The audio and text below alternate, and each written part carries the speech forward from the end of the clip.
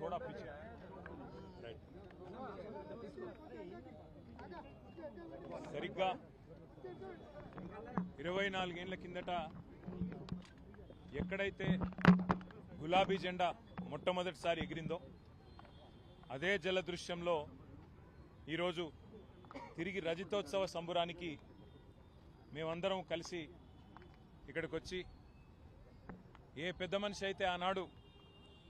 గులాబీ జెండాకు తెలంగాణ రాష్ట్ర సమితి అనే పార్టీకి ఏ అండా దొరకని నాడు ఎవరు కూడా కనీసం ఆశ్రయం ఇయ్యని నాడు నేనున్నానంటూ ముందుకు వచ్చి తన ఇంటిని ఆ రోజు మా పార్టీ ఆఫీస్కు ఇచ్చి వెన్నుదట్టి గుండె ధైర్యాన్నిచ్చి ముందుకు నడిపిన స్వర్గీయ ఆచార్య కొండా లక్ష్మణ్ బాపూజీ గారి జలదృశ్యంలో ఈరోజు మళ్ళీ వారికి నివాళులు అర్పించి కలుసుకోవడం గొప్పగా ఉంది, సంతోషంగా ఉంది. పెద్దలు కొండా లక్ష్మణ్ బాపూజీ గారు కానీ స్వర్గీయ ఆచార్య కొత్తపల్లి జయశంకర్ గారు కానీ ఈ ఉద్యమానికి మా పార్టీ ప్రస్థానానికి ఒక రకంగా చెప్పాలంటే స్ఫూర్తి మూల స్తంభాలు వారు. టీఆర్ఎస్ పార్టీ ఆనాడైనా ఈనాడైనా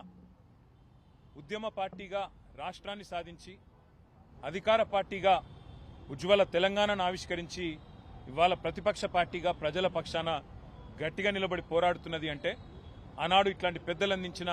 ప్రజాస్వామిక స్ఫూర్తి, పెద్దలు కేసీఆర్ గారి నాయకత్వ పటిమ అనేది చెప్పక తప్పదు. ఇవాళ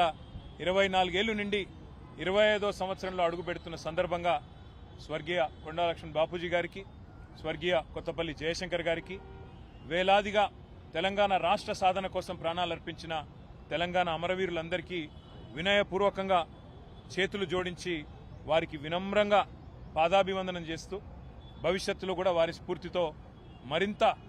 ఉధృతంగా ప్రజల పక్షాన పోరాడే శక్తిని కల్పించాలని, 25 ఏళ్లు నిండి మరొక 50 ఏళ్లకు బలమైన పునాది ఆ పెద్దల ఆశీస్సులతో తెలంగాణ ప్రజల పక్షాన కొట్లాడే అవకాశం మాకు రావాలని మనస్ఫూర్తిగా కోరుకుంటూ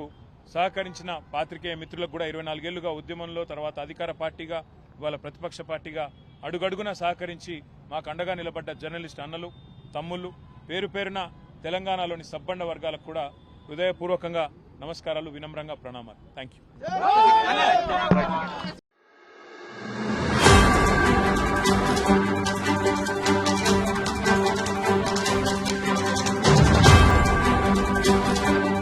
Z4 News.